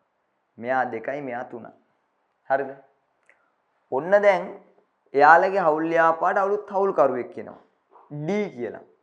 දැන් හවුල් ව්‍යාපාරයේ තියෙන්නේ A B C සහ D කියලා 4 දෙනෙක් අතේ. දැන් පුතේ දැන් මෙතන කලින් තිබ්බේ මෙහෙම හවුල් ව්‍යාපාරයක්. දැන් මේක 4 දෙනෙක්ට ගියා. දැන් 1ට 2ට 3 කියන අනුපාතයට මේක කරගෙන යන්න පුළුවන්ද? බෑ. දැන් අලුත් කිවිසුමක් ගහන්න ඕනේ. මෙයාලා තීරණය කරා මෙහෙම නම් 1ට 2ට 2ට 1 අනුපාතයට ලාභ බෙදා ගන්න. දැන් මොකද්ද උනේ? දැන් මෙයාලා අතර තිබ්බ කිවිසුම වෙනස් වුණා. කිවිසුමේ මොකද්ද උනේ? ඉස්සර තිබ්බේ මෙන්න මේ කිවිසුම. දැන් කිවිසුම වෙනස් වුණා මේ විදියට. දැන් ලාභ බෙදාගන්නේ මෙහෙම. හැබැයි මෙයාලා අපි හිතමු කරගෙන ගිය හෝටලයක් කියන. හෝටලේ නැමැත්තුවේ නැහැ. උනේ හෝටලේ හැම කරගෙන යනවා. ABC කියලා 3 දෙනෙක් හිටියේ. දැන් අලුතෙන් කෙනෙක් ආවා 4යි. 4 දෙනා වීම තුල මෙයාලා පොඩ්ඩක් කිවිසුම වෙනස් කරා. ඇග්‍රීමන්ට් එක වෙනස් කරා. අන්න එතකොට මේ තිබ්බ හවුල තියෙනවනේ මෙන්න තිබ්බ හවුල තිබ්බ කිවිසුම. ඒක අයින් කරානේ.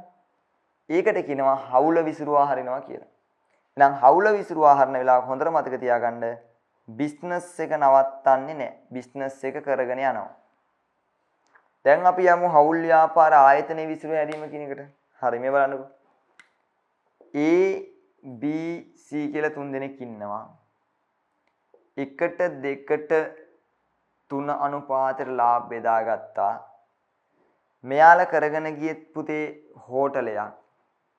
මෙයාලා තීරණය කරනවා මේ 3 දෙනා අතර තියෙන එකඟතාවයන් අවසන් කරලා හෝටලේ වහලා දාන්න. මෙයාලා අතර කිවිසුමත් අහෝසි කරනවා. අන්න දැන් මේ උනේ මොකද්ද? කිවිසුමේ වෙනසක් වීම නෙවෙයි. කෙලින්ම කිවිසුමත් අයින් කරලා බිස්නස් එකත් නැවැත්තුවා. ඔන්න ඕකට කියනවා මොකද්ද? හවුල් ව්‍යාපාර ආයතනයේ විසිරුවා හරිනවා කියලා. මේකට මොකද්ද කිව්වේ? හවුල විසිරුවා හැරීම. මේ මොකද්ද? හවුල් ව්‍යාපාර ආයතනයේ විසිරුවා හැරීම. දැන් හවුල් ව්‍යාපාර ආයතනයේ විසිරුවා හරිනවා කියන එක තමයි ඔයාලගේ සිලබස් එකේ කතා කරලා තියෙන්නේ. මෙන්න මේ හවුල් ව්‍යාපාර ආයතනයේ විසිරුවා හරින්න පුළුවන් ක්‍රම දෙකක් තියෙනවා. හවුල් ව්‍යාපාර ආයතනයක් විසිරුවා හරින්න පුළුවන් ක්‍රම දෙකෙන් එකක් තමයි මොකද්ද? එකක් තමයි ස්වේච්ඡාවෙන්. ඒ කියන්නේ හවුල්කරුවෝ අතර එකඟතාවෙන්. හවුල්කරුවෝ සාමූහිකව එකඟ වෙලා හවුල් ව්‍යාපාරය වහලා දානවා. දෙක අධිකරණය මගින්. ඒ කියන්නේ පුතේ අධිකරණ නියෝගයකින් මේ හවුල් ව්‍යාපාරයේ විසිරුවා හැරීම සම්බන්ධයෙන් ගැටලුව අධිකරණයට ගිහිල්ලා අධිකරණයේ නඩුවක් කතා කරලා ඒ අධිකරණයේ නියෝගයක් මත විසිරුවා හරිනවා. ඒතර අපේ විෂය නිර්දේශයේ කෙලින්ම කියලා තියෙන්නේ හවුල් ව්‍යාපාර විසිරුවා හැරීමේ ක්‍රම දෙකයි ස්වේච්ඡාවෙන් අධිකරණය. එහෙනම් අපේ විෂය නිර්දේශය තුල මොකද්ද වෙලා තියෙන්නේ? මේ පැත්ත ගැන අවධානය යොමු කරලා නැහැ. හවුල් විසිරුවා හැරීම ගැන කතා කරලා නැහැ. ඔයාලට කතා කරලා තියෙන හවුල් ව්‍යාපාර ආයතනයේ විසිරුවා හැරීම ගැන විතරයි.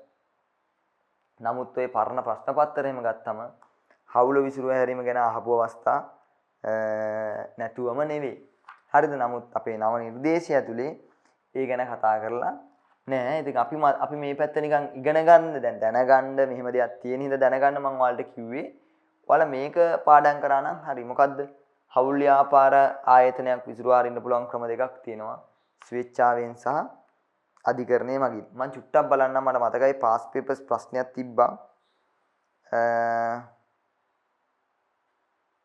හරි බලන්නකො පිටු අංක 72 ඔයාලගේ ටියුට් එකේ පිටු අංක 72 A level paper එකේ 2005 පිටු අංක 72 39 වෙනි ප්‍රශ්නේ.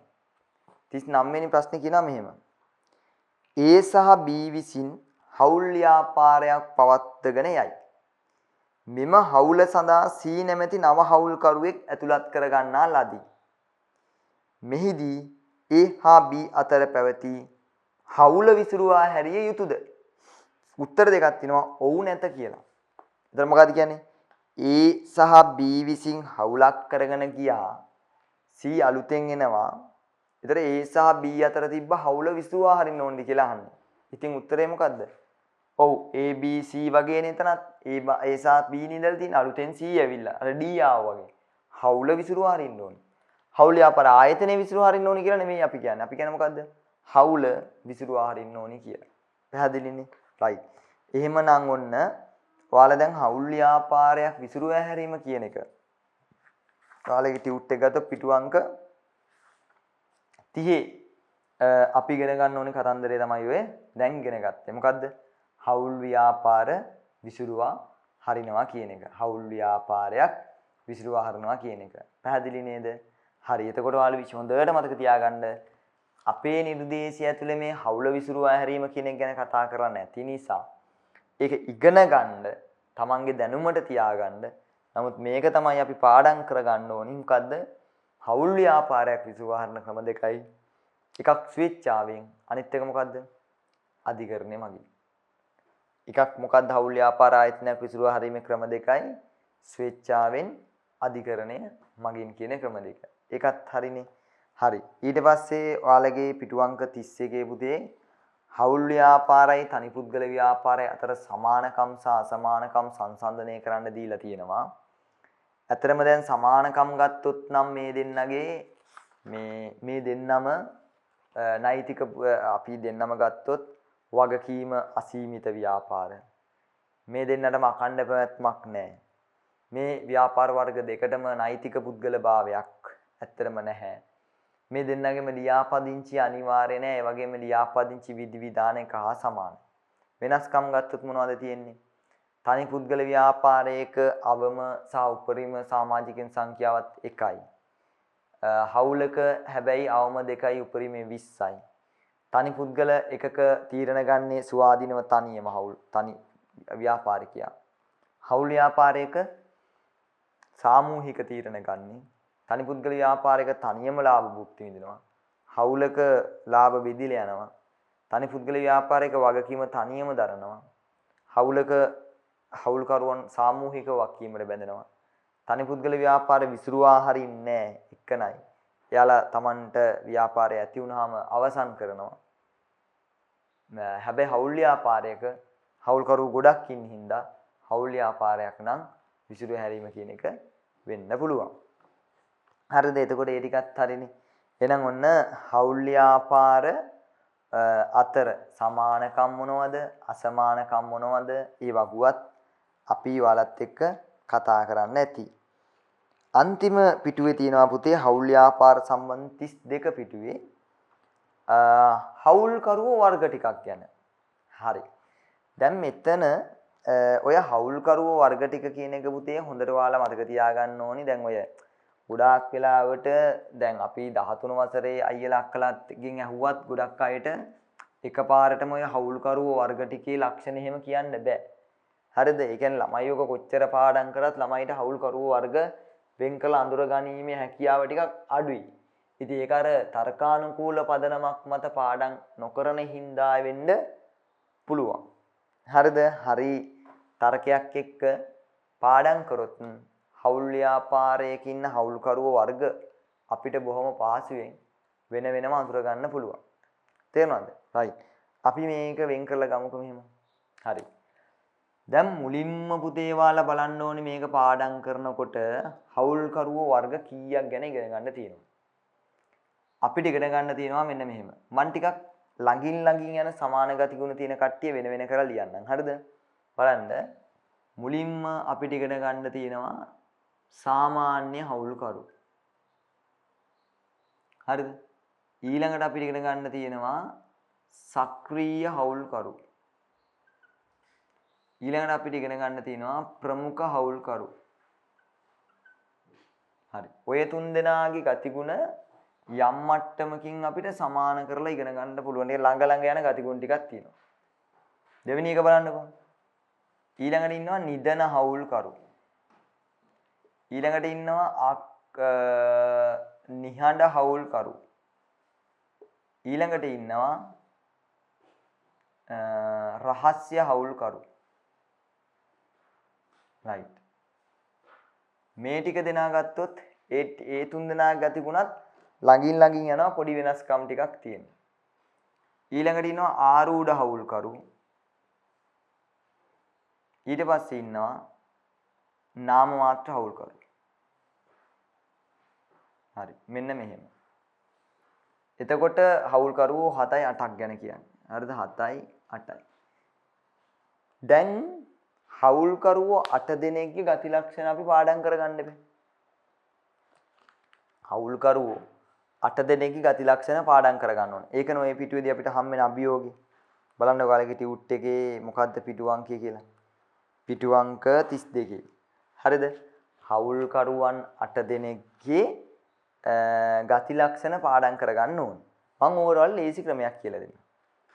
ඔයාලා මුලින්ම පුතේ ඉගෙන ගන්න පළවෙනි දේ තමයි මුලින්ම ඔයාලා හරියට ඔලුවට දාගන්න සාමාන්‍යයෙන් හවුල්කරුවෙකුගේ ලක්ෂණ මොනවද? ඒ කියන්නේ මෙයාගේ සාමාන්‍ය හවුල්කරුවෙකුගේ ලක්ෂණ මොනවද? හරිද? මුලින්ම යානේ අපි ඉගෙන ගන්න ඕනේ සාමාන්‍යයෙන් හවුල්කරුවෙකුගේ ලක්ෂණ මොනවද? හරි මං ඒ ලක්ෂණ ටික මෙහෙම කියනවා. සාමාන්‍යයෙන් හවුල්කරුවෙක් හවුල් ව්‍යාපාරයට ප්‍රාග්ධනය දානවා. හවුල් ව්‍යාපාරයට ප්‍රාග්ධනය යොදවනවා. හරිද? එයා සල්ලි දානවා. ප්‍රාග්ධනය යොදවලා එයා හවුල් ව්‍යාපාරයෙන් බලාපොරොත්තු වෙනවා ලාභ එහෙම නැත්නම් අලාභ. right. මේ ලාභ අලාභ ලබන මේ හවුල්කරුට හවුල් ව්‍යාපාරේ වගකීමට බැඳෙන්න වෙනවා අසීමිතව. අපි කියන මේ අසීමිත වගකීම. මේ හවුල්කරුට වගකීම අසීමිතයි. ඒ වගේම තමයි මේ වගේ හවුල්කරුවෙකු බව මහජනතාව දන්නවා. හවුල්කරුවෙකු බව මහජනයා දනි. ඒ කියන්නේ සාමාන්‍යයෙන් ජනතාව දන්නවා මේ හවුල්කරුවෙක් කියලා. මේ හවුල් ව්‍යාපාරයක මම මේ සාමාන්‍ය හවුල්කරුවෙකුගේ ලක්ෂණ කියන්නේ. ඒ වගේම තව මෙයාගේ ගතිගුණයක් තමයි මෙයා කලමනාකරන කටයුතු වලට සහභාගී වෙනවා. කලමනාකරන කටයුතු වලට සහභාගී වීම. right. මේ තමයි ළමයි සාමාන්‍යයෙන් හවුල්කරුවෙක්ගේ ලක්ෂණ. මේ තමයි සාමාන්‍යයෙන් හවුල්කරුවෙක්ගේ ලක්ෂණ. හරිද? සාමාන්‍යයෙන් හවුල්කරුවෙක් මෙන්න මේ ගතිගුණ තියෙනවා. එතකොට මේ ගතිගුණ වල වෙනස් වීම මත තමයි හවුල්කරුව මෙන්න මෙහෙම වෙනස් වෙන්නේ. right. එතකොට ඔයා දැන් දන්නවා දැන් මුලින් බලන්න ප්‍රාග්ධනය දාලා ව්‍යාපාර ලාභ භුක්ති විඳින අසීමිත වගකීමට බැඳෙන මහජනතාව දන්න කලමනාකරන සහභාගී වෙන කෙනෙක් කවුද? සාමාන්‍ය හවුල්කරුවෙක්. හරි. දැන් ඔයාලගේ ටියුට් එකේ සාමාන්‍ය හවුල්කරු කියන එක හරි එහෙනම්. හරි. දැන් මං කිව්වා මේ තුන් දෙනාගේ පොඩි සමානකමක් තියෙනවා කියලා. සක්‍රීය හවුල්කරු කියන්නේ ඔය හවුල්කරුගෙන් අන්තිම නමට ඇත්තේ ටියුට් එකේ. සක්‍රීය හවුල්කරු කියන පුතේ මේ ගතිගුණ තියෙන හවුල්කරුවෙක්. මේ ගතිගුණ මෙහෙම්මම තියෙනවා. මේ 1 2 3 4 5නේ. මේ ලක්ෂණ පහ මෙහෙම්ම තියෙනවා. හැබැයි එයා අනිත් හවුල්කරුවන්ට වඩා හවුල් ව්‍යාපාරයේ කටයුතු වලට සක්‍රීයව දායක වෙනවා. දැන් අපි හිතන්නකෝ අපේ හවුල් ව්‍යාපාරයේ හෝටලයක් කියලා. හෝටලේ කැෂියර් එකේ ඉන්නේ මෙයා. අනිත් හවුල්කරුවෝ වැඩි හෝටලේ පැත්තට එන්නේ නැහැ. සල්ලි දාලා තියෙනවා. හෝටලේ සේවකයෝ වැඩ කරනවා. එයාලා එන්නේ නැහැ වැඩි. හැබැයි මේ හවුල්කරුවෝ එනවා. මෙයා තමයි කැෂියර් එකේ මැනේජර් වගේ ඉන්නේ. අන්න එයාලට අපි කියනවා ඇක්ටිව් පාර්ට්නර්. එයා තමයි හවුල් ව්‍යාපාරයේ සක්‍රීයව ඉන්න කෙනා. අන්න එයාට අපි කියනවා සක්‍රීය හවුල්කරු. බොහෝ දුරට එයා තමන්ගේ සේවය වෙනුවෙන් වැටුපක් ලබන්නත් පුළුවන්. right. අනිත් හවුල්කරුවන්ට වඩා වෙනසක් තියෙනවා වැටුපක් ලබන්න පුළුවන්. ඒතර මේ ලක්ෂණ ටික තියෙනවා නම් හවුල්කරුවෙක්ගේ සහ එයා සක්‍රීයව හවුල් ව්‍යාපාරයේ කටයුතු වල සහභාගී වෙනවා නම් එයා කවුද? සක්‍රීය හවුල්. එනවල සක්‍රීය හවුල්කරුගේ සාමාන්‍ය හවුල්කරුගේ ලක්ෂණ වෙන වෙනම කටපාඩම් කරන්න ඕනද? නැහැ. එකම ලක්ෂණ වෙනස එක්කෙනෙක් සක්‍රීයව හවුල් ව්‍යාපාරයේ කටයුතු වල සහභාගී වීම විතරයි. දැන් මෙයා බලන්නකො ප්‍රමුඛ කියන්නේ මේ ලක්ෂණම තියෙන හවුල්කරුවෙක්. හැබැයි එයා තමයි හවුල් ව්‍යාපාරේ නායකයා වගේ ඉන්නේ. හවුල් ව්‍යාපාරයේ හවුල් ඔප්පුවේ මුලින්ම නම තියෙන හවුල්කරුට අපි කියනවා කවුද? ප්‍රමුඛ හවුල්කරු. ප්‍රමුඛ හවුල්කරුට තියෙන සාමාන්‍ය හවුල්කරුවෙක්ගේ ගතිගුණ. හරිද? එහෙනම් ඔයාලා මේ පළවෙනි හවුල්කරුව තුන් දෙනාම ගැන පුතේ ගති ලක්ෂණ පාඩම් කරද්දි මේ පහ මෙහෙම මතක තියාගන්න. වෙනස ප්‍රමුඛ හවුල්කරුගේ හවුල් ඔප්පුවේ නම මුලින් තියෙනවා. සක්‍රීය හවුල්කරු හවුල් ව්‍යාපාරයේ කටයුතු වල සක්‍රීයව දායක වෙනවා. හරිනේ. හරි. දැන් අපි මොකද මේ තුන් දෙනාට මේ තුන් දෙනා ගලප ගන්න වෙන්නේ අපිට මෙන්න මේ කාරණා දෙකත් එක්ක. මෙන්න මේ දෙක. හරියට මෙන්න මේ දෙක. හරිද? ඉතිරි ගතිගුණේ වෙනසක් වෙන්නේ නැහැ මේ තුන් දෙනාගේම. මේ දෙකේ තමයි වෙනසක් වෙන්නේ. මොකක්ද දන්නවද? නිදන හවුල්කරු කියන කෙනා ගත්තොත් මේ දෙකම නැහැ. කළමනාකරන කටයුතු වල සහභාගී වෙන්නෙත් නැහැ, මහජනතාව දන්නෙත් නැහැ. එහෙනම් සාමාන්‍ය හවුල්කරුවෙක්ගේ මූලික ගතිගුණ තියෙන නමුත් කළමනාකරන කටයුතු වලට හවුල් ව්‍යාපාරයේ දායක වෙන්නේ නැති මහජනතාව දන්නෙත් නැති හවුල්කරු තමයි කවුද? නිදන. නිහඬ කිව්වම ওই දෙකෙන් එකක් නැති වෙන්නේ. මහජනතාව දන්නවා හැබැයි කළමනාකරනට එන්නේ නැහැ. එහෙනම් නිහඬ කෙනාගේ ලක්ෂණය මොකද්ද? කළමනාකරනට එන්නේ ජනතාව දන්නවා. රහස්‍ය කිව්වම ඕකේ අනිත් පැත්ත. කළමනාකරනට එනවා ජනතාව දන්නේ. එතන මේ දෙකම නැහැ. එකක් ඒක මාරු වුණා. එහෙනම් වාට නිදන නිහඬ සක්‍රීය මේ නිහඬ රහස්‍යයෙන් තුන්දෙනා ගැන ඇහුවොත් මේ ගතිගුණ වෙනම පාඩම් කරන්න එපා එක වගේමයි. මේ දෙකේ වෙනස විතරක් මතක තියාගන්න.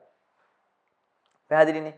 එහෙනම් නිදන හවුල්කරු කියන්නේ කළමනාකරන කටයුතු වල සහභාගී වෙන්නෙත් නැති හවුල්කරුවෙක් කියලා මහජනතාව දන්නෙත් නැති එක්කනවා. නිහඬ හවුල්කරු කියන්නේ කවුද? ජනතාව දන්නවා හැබැයි යා මැනේජ්මන්ට් නැත්තම් කළමනාකරන කටයුතු වල සහභාගී වෙන්නේ නැහැ. රහස්‍ය කියන්නේ කවුද? ජනතාව දන්නේ නැහැ. නමුත් එයා කළමනාකරන කටයුතු වලට සහභාගී වෙන හවුල්කරුවෙක්. රහස්‍ය. හරි දැන් ඒ තුන්දෙනාත් මේ දෙකෙන් වෙනස් වුනේ. හරි මම දැන් ඊළඟට යනවා ආරූඪ සහ නාම මාත්‍ර. ළමයි මේ දෙන්න වෙනස් වෙන්නේ මූලිකව මෙන්න මෙතනින්. ප්‍රාග්ධන කතාවෙන්. කොහොමද වෙනස් වෙන්නේ? ආරූඪ හවුල්කරු කියන කෙනා හවුල් ව්‍යාපාරයට ප්‍රාග්ධනය දාන්නේ. ආරූඪ හවුල්කරු මොකක්ද නේද කරන්නේ? ආරූඪ හවුල්කරු ප්‍රාග්ධනය වෙනුවට හවුල් ව්‍යාපාරයට ණයක් දෙන්නේ. ණය දෙන කෙනෙක් ණය හිමියෙක්නේ. කවුරු හරි ව්‍යාපාර ණයක් දීපුවාම එයාට ලාභ දෙන්නේ නැහනේ අපි. සාමාන්‍ය ලාභ දෙන්නේ අයිතිකාරයොන්ටනේ. එහෙනම් එයාට ලාභ නෙවෙයි හම්බෙන්නේ. එයාට හම්බෙන්නේ පොලි. අන්න හරිනේ. දැන් ආරූඪ හවුල්කරු කියන්නේ කවුද? හවුල් ව්‍යාපාරයට ප්‍රාග්ධනය වෙනුවට ණයක් සපයලා ඒ වෙනුවෙන් පොලි ලබන හවුල්කරුවෙක්. එයා ළමයි කළමනාකරන කටයුතු වල සහභාගී වෙන්නේ. සාමාන්‍යයෙන් ඉතින් ණය දීපු මිනිස්සෙකුට ව්‍යාපාර ණය හිමියෙක්ට අපි මැනේජ්මන්ට් එකට අපි එන්න දෙන්නේ නැහැ. එයා ව්‍යාපාර අයිතිකාරයෙක් නෙවෙයි. එච්චරයි තර්කානුකූලව මතක තියාගන්න. ඉතිරි ගතිගුණ අර වගේම තමයි. මොනවද? අසීමිතව වක්කීමට බැදෙනවා මහජනතාව දන්නවා. හැබැයි ප්‍රාග්ධන වෙනුවට දෙන්නේ ණයක්. ලාභ වෙනුවට ලබන්නේ පොලියක්. කළමනාකරන කටයුතු වලට සහභාගී වෙන්නේ නැහැ. කවුද? එයාට අපි කියනවා මොන හවුල්කරු කියලාද? ආරූඪ හවුල්කරු කියලා. අන්තිම කෙනා නාම මාත්‍ර හවුල්කරු. මං කෝද මේ දෙන්නගේ ටිකක් ළඟ ළඟ යන සමානකමක් තියෙනවා කියලා. මේ දෙන්නම ප්‍රාග්ධනය සපයන්නේ ඒක තමයි සමානකම. නාම මාත්‍ර කෙනා මොකද්ද නේද කරන්න පුතේ? නාම මාත්‍ර හවුල්කරුවෙක් කියන්නේ හවුල් ව්‍යාපාරට ප්‍රාග්ධනය සපයන්නේ. එයා ණයකුත් නෙවෙයි සපයන්නේ. එයා හවුල් ව්‍යාපාරට සපයන්නේ කීර්ති නාමය. හරිද? එයා පොලි ලබන්නේ. එයා ලාභ තමයි ලබන්නේ. එයා අසීමිත වක්කීමට බැඳෙන හවුල්කරුවෙක් බව මහජනතාව දන්නවා. කළමනාකරනට හැබැයි සහභාගී වෙන්නේ නැහැ. කොයි වගේද දැන් මොකද්ද නාම මාත්‍ර කියන උදාහරණයක්? සාමාන්‍ය ළමයි ඔය හවුල් ව්‍යාපාර දියුණු කරගන්න හවුල් ව්‍යාපාර වලට ගන්නවා රටේ ජනප්‍රිය පුද්ගලයෝ. දැන් අපි හිතමුකෝ කුමාර සංගක්කාර කියන ක්‍රිකට් ක්‍රීඩකයා කියලා. දැන් සංගක්කාරව ගන්නවා හවුල් ව්‍යාපාරයකට මෙහෙම. සංගක්කාරත්තේ හවුල් ව්‍යාපාරයේ ඉන්නවා කිව්වහම සංගක්කාරත්තේ හවුල් ව්‍යාපාරයේ සමාජිකයෙක් කිව්වම ඒ හවුල් ව්‍යාපාරයට පොඩ්ඩක් අර කීර්ති නාමය වැඩි වෙනවනේ. මිනිසුන්ට කියන්න පුළුවන් තැනක මේ අපේ හවුල් ව්‍යාපාරයේ සංගක්කාරත් ඉන්නවා. ඊට පස්සේ මේක සංගක්කාරලගේ හවුල් ව්‍යාපාරේ. එහෙම කියන්න පුළුවන් ඉන්ටර්නෙට් එකේ පළ කරන්න පුළුවන්. ජනප්‍රියත්වයක් ගන්න පුළුවන්. ඒ නිසා ගොඩක් අය කරනවා ප්‍රසිද්ධ කෙනෙක් හවුල් ව්‍යාපාරයට ගන්නවා. හැබැයි එයා හවුල් ව්‍යාපාරයට ප්‍රාග්ධනය සපයන්නේ නැහැ. සල්ලි දාන්නේ නැහැ හවුල් ව්‍යාපාරයට. එයා හවුල් ව්‍යාපාරයට දෙන්නේ යාගේ කීර්ති නාමය. ක්‍රීඩකෙක් වශයෙන් හරි වෙනත් මාර්ගකින් දිනාගත්ත කීර්ති නාමය හවුල් ව්‍යාපාරයට දෙනවා. හරිද? දීලා එයා ඒ වෙනුවෙන් ලාභ ලබනවා. හවුල් ව්‍යාපාර ලාභයෙන් කොටසක් එයා ඒ වෙනුවෙන් ලබනවා. එයා අසීමිත වක්කීමකට බැඳෙනවා. එයා මහජනතාවත් දන්නවා ළමයි. දන්නේ හින්දා ගන්න ප්‍රසිද්ධ චරිතයක්. හැබැයි එයා කළමනාකරනට එන්නේ නැහැ.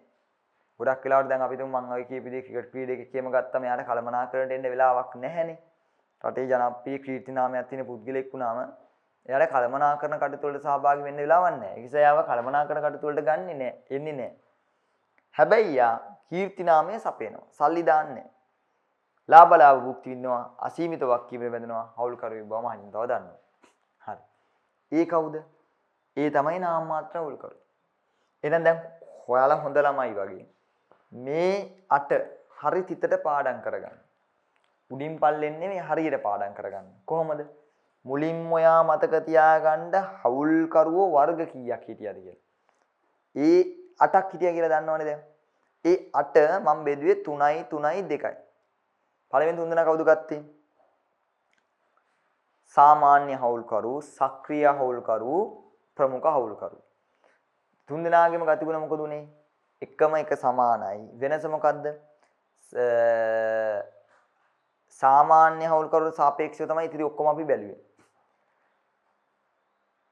ප්‍රමුඛ හවුල්කරු කියන්නේ හවුල් ඔප්පියේ මුලින්ම නම තියෙන සාමාන්‍ය හවුල්කරුයි. සක්‍රීය හවුල්කරු කියන්නේ හවුල් ව්‍යාපාරයේ කටයුතු වලට සක්‍රීයව දායක වන සාමාන්‍ය හවුල්කරුයි. ඒක හරිනේ. නිදන කියේ මොකද්ද?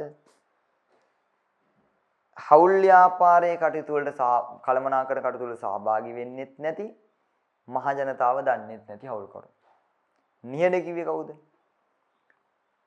මහ ජනතාව දන්නවා නමුත් හවුල් ව්‍යාපාරයේ කළමනාකරණ කටයුතු වල සහභාගී වෙන්නේ නැති හවුල්කරු.